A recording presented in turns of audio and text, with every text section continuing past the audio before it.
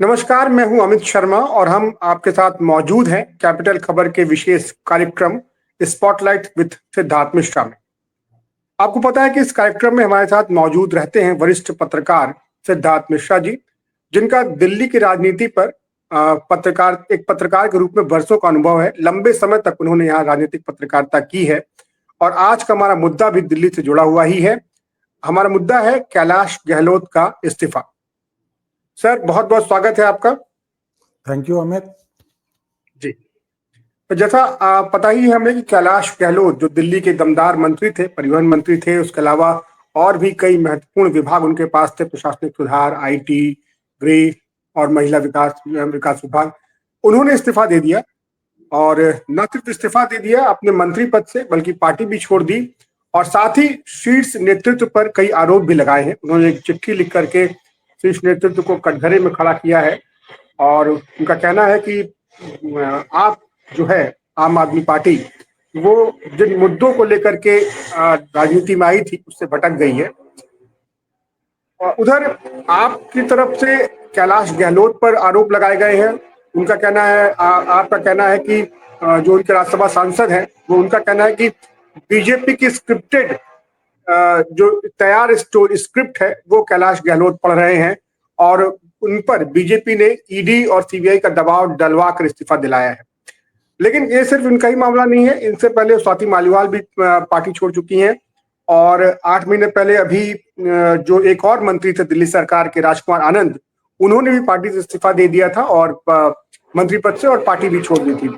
इसके पहले अभी 24 सितंबर को जो दक्षिणी दिल्ली के छतरपुर सीट से विधायक रहे हैं करतार सिंह, और वो भी इस्तीफा दे चुके हैं। हालांकि बाद में इन दोनों ने बीजेपी ज्वाइन कर ली थी। तो कैलाश गहलोत के इस्तीफे को हम तक किस रूप में देखें, और खासकर इस नजरिए से कि दिल्ली विधानसभा चुनाव जो हैं वो बहुत जल्दी है, बिल्कुल सर पे हैं और अगले साल होने ही वाले हैं। और उसको लेकर के बीजेपी और आप में जो रस्मकशी चल रही है उस पर इसका क्या प्रभाव पड़ेगा? जी सर। अमित, कैलाश गहलोत 2 बार से एमएलए हैं। 2015 में एमएलए थे और 2019 में एमएलए बने। जैसा कि आपको याद होगा, आम आदमी पार्टी अन्ना हजारे के मूवमेंट से निकल करके खड़ी हुई थी। जी बिल्कुल। और उसके वो एक आंदोलन का पार्ट थी और आगे उस आंदोलन के जो कई फेसेस थे, अरविंद केजरीवाल एक फेस थे, उस आंदोलन के अन्ना हजारे फेस थे, उस आंदोलन के योगेंद्र यादव फेस थे, उस आंदोलन के कुमार विश्वास फेस थे। कई लोग जो उस आंदोलन के चेहरे थे, धीरे धीरे करके उन लोगों ने उस पार्टी को छोड़ा और उस पार्टी को इस करके छोड़ा कि भाई ये पार्टी जो है सो अपने रास्ते से भटक गई है और उन लोगों को पार्टी में इंडक्ट किया जा रहा है जिन लोगों का आंदोलन से कोई लेना देना नहीं था। और ऐसे ही व्यक्तियों का जब इंडक्शन शुरू हुआ और जो आम आदमी पार्टी में प्रोमिनेंस पे आने शुरू हुए, उनका जो सबसे बड़ा एग्जाम्पल और सबसे बढ़िया एग्जाम्पल है वो है कैलाश गहलोत का। कैलाश गहलोत आम आदमी पार्टी के आंदोलन के, जो अन्ना आंदोलन के प्रोडक्ट नहीं है। आम आदमी पार्टी आने के बाद, सत्ताधारी होने के बाद के इंडक्शन है, जिसका प्रोटेस्ट आम आदमी पार्टी के जो ओरिजिनल जो करता धरता लोग थे उन लोगों ने इस पर प्रोटेस्ट किया। लेकिन वो कितने इंपॉर्टेंट फंक्शनरी हैं वो इस बात से पता लगता है। 2015 में चुनाव जीत करके आए, मिनिस्टर बने, 2019 में चुनाव जीता, फिर मिनिस्टर बने। उसके बाद 2018 में उन पर रेड हुआ, 2019 में मिनिस्टर बने। फिर अभी पीछे जब 15 अगस्त को केजरीवाल जेल में थे और ये कहा गया था कि झंडा कौन फहराएगा, इन्होंने आतिशी उस समय मुख्यमंत्री नहीं बनी थी, उनको झंडा फहराने का अपना उन्होंने सूचना जारी कर दी थी, जिस पर लेफ्टिनेंट गवर्नर ने प्रोटेस्ट किया था और कहा था कि कैलाश गहलोत जाके झंडा फहराएंगे, सीनियर मोस्ट मिनिस्टर है। उसके बाद अरविंद केजरीवाल बाहर आते हैं जेल से, वो रिजाइन करते हैं, आतिशी मुख्यमंत्री बनती हैं। उसके बाद भी कैलाश गहलोत को मुख्यमंत्री बनाया जाता है, परिवहन मंत्री बनाया जाता है। तो इसका मतलब ये है कि बीजेपी के साथ तो जो उनकी साठगांठ थी वो आम आदमी के दिमाग में तो इस करके थी कि भाई लेफ्टिनेंट गवर्नर ने क्यों उनको कहा झंडा फहराने को, चलिए उन्होंने झंडा फहराया। उसके बाद जो सरकार बनी आतिशी की सरकार, उसमें उनको क्यों रखा गया। इनकी आखिर क्या मजबूरी थी कि उनको लगातार वो अपने सरकार में बनाए रखें, और उनको सरकार, अगर उनके ऊपर इस तरह के रेड्स हो रहे थे और लेफ्टिनेंट गवर्नर उनके प्रति अगर कुछ पक्षपात कर रहे थे, तो उनको आतिशी की सरकार में शामिल नहीं करना चाहिए था। लेकिन उनको आतिशी की सरकार में शामिल किया गया क्योंकि कहीं ना कहीं पार्टी मैकेनिज्म के अंदर उनका एक अहम कड़ी थे, वो एक अहम कड़ी थे। और अगर आप दिल्ली के सड़कों पे अगर केजरीवाल सरकार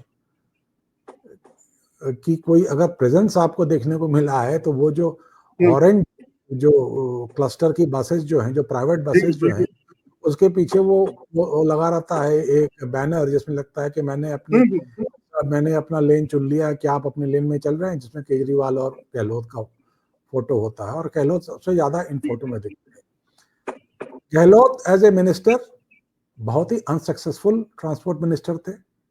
इन्होंने अपने समय में डीटीसी का भट्टा बैठा दिया, सत्यानाश कर दिया। पिछले 10 साल में डीटीसी की बस फ्लीट में एक भी बस ऐड नहीं किया गया। इन्होंने अगर प्रमोट किया है तो इन्होंने प्राइवेट क्लस्टर की जो बसेस हैं उनको प्रमोट किया है, और इन क्लस्टर बसेस के पीछे किन बड़े बिजनेस हाउसेस के हाथ हैं, ये आपके हमके सबकी जानकारी में है, और इस पर चर्चा फिर कभी और कर लेंगे। उनके क्लस्टर बसेस को इन्होंने प्रमोट किया, डीटीसी के बस में एक भी इन्होंने बस ऐड नहीं किया। तो ये कहना कि ये कोई बहुत अच्छे मंत्री थे ट्रांसपोर्ट के, ऐसी बात नहीं है जी। इनके समय में डीटीसी बसों के कई बार खरीदने के टेंडर्स हुए, लेकिन वो टेंडर वो कहीं ना कहीं जाकर के कैंसिल करना पड़ा, क्योंकि इन सभी टेंडर्स के पीछे कहीं ना कोई स्कैम छुपा हुआ था, जिसको कि जो है सो जिसको कि ऑफिशियल्स ने अनर्थ किया, और लेफ्टिनेंट गवर्नर ने फिर उसको अलाउ नहीं किया कि वो टेंडरिंग प्रोसेस कंप्लीट हो पाए। हाँ, इन्होंने जो प्राइम मिनिस्टर के तरफ से, जो सेंट्रल गवर्नमेंट की तरफ से जो बसें आई हैं, इलेक्ट्रिक बसेस, उसका जरूर उन्होंने एक दिल्ली में डिप्लॉयमेंट में एक भूमिका निभाई, उनको अलाउ किया और वो बसें डिप्लॉय हुई। इनका कोई कमिटमेंट किसी आइडियोलॉजी के प्रति नहीं है, और आज के तारीख में जब उनको लग रहा है कि आम आदमी पार्टी अगले आने वाले चुनाव में उनकी कोई सक्सेस स्टोरी, बहुत जबरदस्त सक्सेस स्टोरी लिखी जानी मुश्किल है, तो ऐसी स्थिति में वो पार्टी को छोड़ करके जा रहे हैं। एक बात मैं और कहना चाहूंगा कि जो नजफगढ़ की सीट जिससे ये जीत करके आते हैं, नजफगढ़ की सीट पे बीजेपी शायद ही ये सीट कभी जीती है। ये सीट या तो कांग्रेस या इंडिपेंडेंट जीतती रही है। वो किशन पहलवान और ये मित्राओं गांव के रहने वाले हैं, जो कि बड़ा इनफेमस था गैंग वॉर के लिए, मित्राओं गांव, किशन पहलवान और दूसरे जो गैंग था उनके हैं। इनफैक्ट उनके भाई भी, एक गैंग लीडर के भाई भी एमएलए बने थे, जिनको के बाद में शूट आउट में गोली मार दिया गया। तो वहां पे बीजेपी की कोई खास दावेदारी, लोकल किसी की दावेदारी नहीं होगी, और इनके वहां जाने से इनको टिकट भी मिल जाएगा, और वहां पर जिस कॉम्बिनेशन पर ये जीत करके चुनाव आते रहे हैं, उस कॉम्बिनेशन पर शायद ये एमएलए का चुनाव एक बार फिर जीत जाएंगे, अगर बीजेपी को ये ज्वाइन करते हैं और बीजेपी इनको टिकट देती है, क्योंकि एक नेचुरल कोर्स लगता है।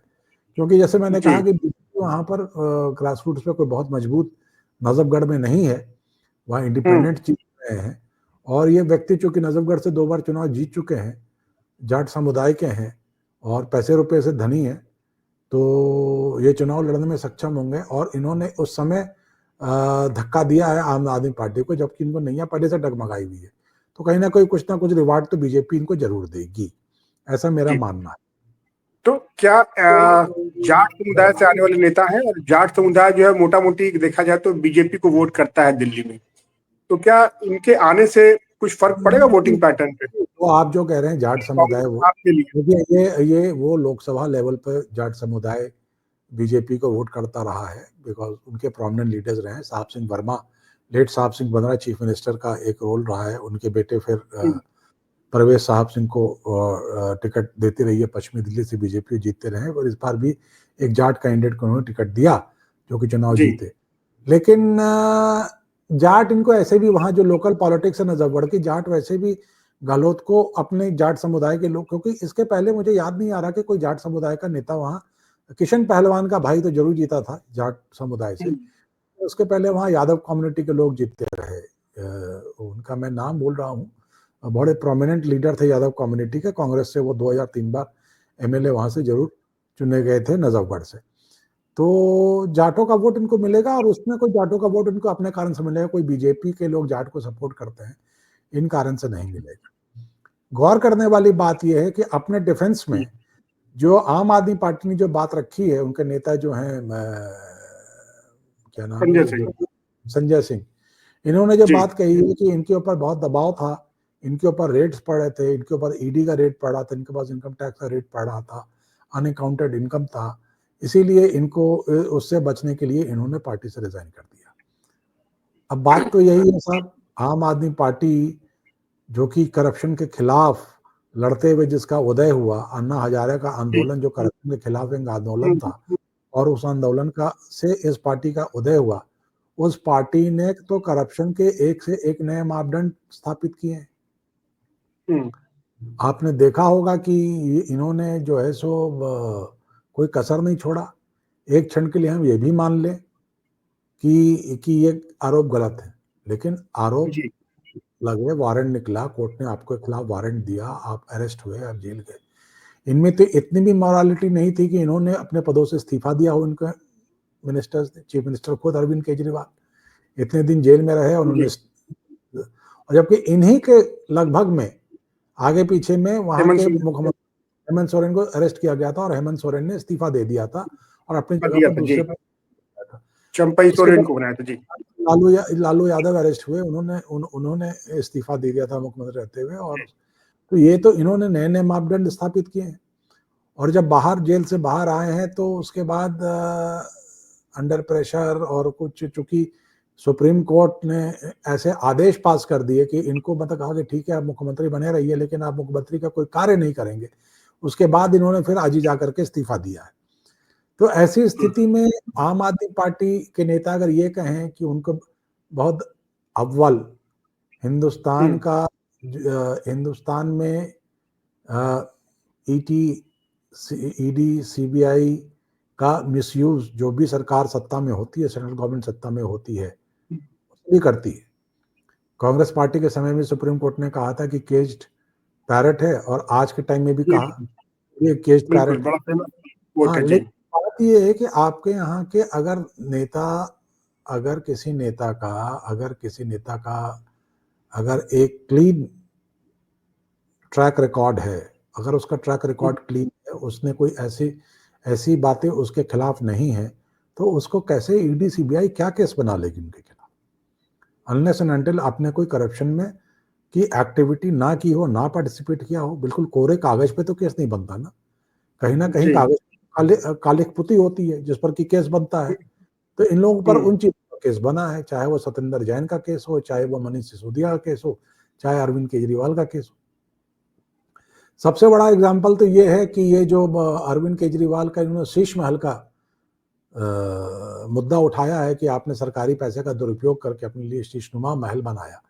अब ये अरविंद केजरीवाल यहाँ कौशाम्बी मोहल्ला जो है आनंद विहार के साथ में गाजियाबाद में, वहां पे सरकारी और कि भाई मैं 2 रूम के फ्लैट में रहता हूँ, चप्पल पहनता हूँ, चलता हूँ। जब पहली बार यहाँ से चीफ मिनिस्टर के ऑफिस में ये गए हैं शपथ ग्रहण करने के लिए, तो कौशाम्बी के मेट्रो स्टेशन से मेट्रो पकड़ करके गए हैं, और फिर वहां से, और उसके बाद आप देखिए साहब अब शीश महल में रहते हैं। तो वह उन्होंने सरकारी पैसे का पूरा दुरुपयोग किया, पूरा मिसयूज किया। एक हेरिटेज बंगलों को ढा करके उसके ऊपर इतना बड़ा महल बना करके उसमें रह रहे हैं। तो उसको छोड़ करके जाते हैं तो भारी ड्रामे करते हैं कि मेरे माता पिता को बेघर कर दिया, मैं कहाँ जा कर रहूं, और चाबी हैंडओवर नहीं करती पीडब्ल्यूडी को। फिर पीडब्ल्यूडी ताला लगा देती है शीश महल के ऊपर आकर के कि भाई हैंडओवर तुमने नहीं किया। फिर हैंडओवर में करके फिर उसको दोबारा हैंडओवर अतिशी को होता है। तो देखिए, ये तो जैसे कल भी हम लोग की एक चर्चा हुई थी, हम लोग भी एक चर्चा हुई थी दिल्ली को लेकर के, प्रदूषण को लेकर के। ये कहते हैं ड्रामेबाजों की सरकार। और अगर आप मेरे लेखों को पढ़ें, अगर आप करके एक वेबसाइट है वहां पर जाएं और मेरे लेखों को पढ़ें, तो आप पाएंगे कि सन 2011 जब से अन्ना हजारे का मूवमेंट चल रहा है, तब से मैंने इन लोगों के राजनीति को क्वेश्चनेबल माना है। तब से मैंने ये कहा है कि इनका कमिटमेंट सिर्फ सत्ता हासिल करने का है, और इनके पास कोई कैलिबर नहीं है सत्ता को संभाल के रखने का। इनके पास जी। गवर्नेंस का कोई कैलिबर नहीं है। इन्होंने सत्ता को हसोथा है और उसका मिसयूज किया है। अपनी पब्लिक इनके ऑब्सेस्ड हैं अपनी पब्लिसिटी को लेकर के, और ऑब्सेस्ड हैं कि कैसे अरे गहरे पैसा बनाते। ये अलग बात है कि अगर कैलाश गहलोत, मैं तो मानता हूं कैलाश गहलोत एक करप्ट मिनिस्टर थे, उनके ऊपर करप्शन के रेड्स हुए हैं, करप्शन के चार्जेस। ये अलग बात है कि अगर बीजेपी में चले जाएंगे तो शायद उन पर वो चार्जेस ना लगे। जो कहा जाता है कि भाई बीजेपी की एक लॉन्ड्री है जहां पर की धुलाई हो जाती है, वॉशिंग सफाई हो, मशीन चलेगी। हाँ वॉशिंग जी। मशीन है, तो शायद वहां धुलाई सफाई हो जाए। लेकिन कैलाश गहलोत कोई बहुत ही करप्ट मिनिस्टर, कोई बहुत ही ईमानदार मिनिस्टर थे, ऐसी बात नहीं है। वो उतने ही करप्ट मिनिस्टर थे जितने करप्ट मुख्यमंत्री अरविंद केजरीवाल हैं, जितने करप्ट शिक्षा मंत्री मनीष सिसोदिया थे, जितने corrupt PWD minister Satyendra Jain थे। ये सारे करप्ट मंत्री थे। और जो जितने करप्ट राजकुमार आनंद थे, जिन्होंने इस्तीफा दिया ताकि बीजेपी को ज्वाइन किया। तो ये जी। तो, और आप बताइए साहब, अगर कोई आदमी का ट्रैक रिकॉर्ड है, वो पैसे खाता है, बनाता है, करता, दिल्ली ऐसे शहर में किससे छुपा रहता है? उसके बाद भी कोई व्यक्ति लगातार आपके सरकार में दसों साल से अगर मंत्री बना हुआ है, तो कहीं ना कहीं आपके साथ सालगांठ है ना, कहीं आपने कहा, आपने कहीं तो उससे हाथ मिला रखा है, कहीं ना कहीं वो आपकी सेवा तो कर ही रहा है। तो आज ये कह के देना कि भाई उनके ऊपर बहुत सारा प्रेशर था, उनके ऊपर रेट था, इसीलिए उन्होंने पार्टी छोड़ दिया। अरे संजय सिंह जी, आपने क्यों नहीं निकाला इस आदमी को पार्टी से बाहर? आपकी क्या जी। मजबूरी थी? अभी 1 महीना भी नहीं हुआ आतिशी मरलेना की जब सरकार बनी, उसको दोबारा आपने इसको मंत्री बनाया, आपने इसका नाम रिकमेंड करके लेफ्टिनेंट गवर्नर के पास भेजा। आपकी क्या मजबूरी थी? आपने इसको क्यों मंत्री बनाया? तो ये बिल्कुल। तो जो आम आदमी पार्टी की जो विकृति है, और आम आदमी पार्टी की जो विसंगतियां हैं, जो विकृति हैं, उसके कई उदाहरण हैं। उसके कई उदाहरण हैं। उनमें एक उदाहरण कैलाश गहलोत भी है। और कैलाश गहलोत कल को बीजेपी में शामिल होकर के अगर चुनाव लड़ेंगे वहां से नजफगढ़ से, तो मुझे कोई अतिशयोक्ति तो है नहीं, लड़ सकते हैं चुनाव, जी। लड़के जीत भी सकते हैं। दिल्ली तो में चुनाव का माहौल गरमा रहा है। जी बिल्कुल। के जो डिफरेंसेस हुए हैं इनके साथ, जो लोगों के डिफरेंसेस हुए हैं इनके साथ, आम आदमी पार्टी के साथ, उनमें से कुछ लोग कांग्रेस में गए हैं। राजेंद्र पाल गौतम जिनके मंत्री थे वो कांग्रेस में गए हैं। एक और किसी के बारे में पढ़ा था, वो भी कांग्रेस पार्टी में ज्वाइन किया है उन्होंने। तो हाँ, उनके जो सीलमपुर से जो एमएलए से, उन्होंने शायद कांग्रेस पार्टी को ज्वाइन कर लिया है, क्योंकि वहां से उन्होंने कांग्रेस से इन्होंने इंपोर्ट कर लिया है वो चौधरी मतीन अहमद को। जी। तो ये सब तो अब चलेगा, खरीद फरोख्त जो चलेगी एमएलए की, उसमें आम आदमी पार्टी ने बिल्कुल ये बात को सिद्ध कर देना है इस बार कि मैं I am not a party. जैसे बीजेपी कहती थी कि आई एम ए पार्टी शुरुआत के दौरान, पार्टी विद ए डिफरेंस, लेकिन वो आपको वो कोई ऐसी बात नहीं रही। तो आम आदमी पार्टी के बारे में कह सकते हैं it is also not a party with A difference. भाई ये भी वही सब उसी थाले के चट्टे बट्टे जिसके बाकी पार्टियां। विडंबना बस यही है कि जिस आंदोलन के आधार पर आम आदमी पार्टी का जन्म हुआ, और जितनी उम्मीदें थी लोगों को अरविंद केजरीवाल से और इनकी पार्टी की सरकार से, कहीं ना कहीं वो उम्मीदें टूटी हैं। वो एक निराश करने वाली बात है। हाँ, तो लोग भी तो लेकिन वैसे ही है ना, जो हमने बात की थी, लोग भी तो लेकिन वैसे ही है ना, कि जिस आंदोलन को, जिस करप्शन को, मैं तो शुरू से कहता था कि ये सब कुछ है ही नहीं, ये फ्री बिजली फ्री पानी देता है जो लोगों के बीच में। लोगों का, दिल्ली में इतनी गरीबी है इस समय, दिल्ली में इतनी गरीबी है इस समय, दिल्ली में लोगों का सर्वाइवल इतना मुश्किल है कि अगर उसमें कुछ घूस के रूप में फ्री बिजली फ्री पानी का प्रबंध हो जाता तो लोग उनको वोट दे देते।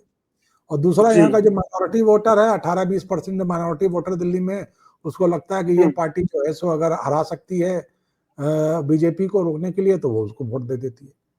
लेकिन मैं एक बात और कहता हूँ, कांग्रेस ने अपना वो दौरा वोरा शुरू किया है, लेकिन उनके नेता राहुल गांधी हैं, वो क्या अंत में डिसीजन लेंगे भगवान जाने। वो उनको आना चाहिए था, कांग्रेस ने जो न्याय यात्रा शुरू की है, चलिए नहीं आए, लेट बाद में आए, लेकिन उसमें कांग्रेस पार्टी को लोगों के बीच में अच्छा रिस्पांस मिल रहा है। और कांग्रेस पार्टी अगर दम लगा करके चुनाव लड़ती है जो कि वो पिछले 2 चुनावों से ला के चुनाव नहीं लड़ रही है, तो आम आदमी पार्टी तो मेरे ख्याल से सत्ता से बाहर हो जाएगी। क्योंकि जैसे कि 2022 के एमसीडी चुनाव में भी हम लोगों ने देखा कि लोग कह रहे थे कि बिल्कुल आम आदमी पार्टी स्वीप करेगी, लेकिन कांग्रेस पार्टी ने दम लगा करके चुनाव को लड़ा और कई 80 वार्ड्स में अपने उन्होंने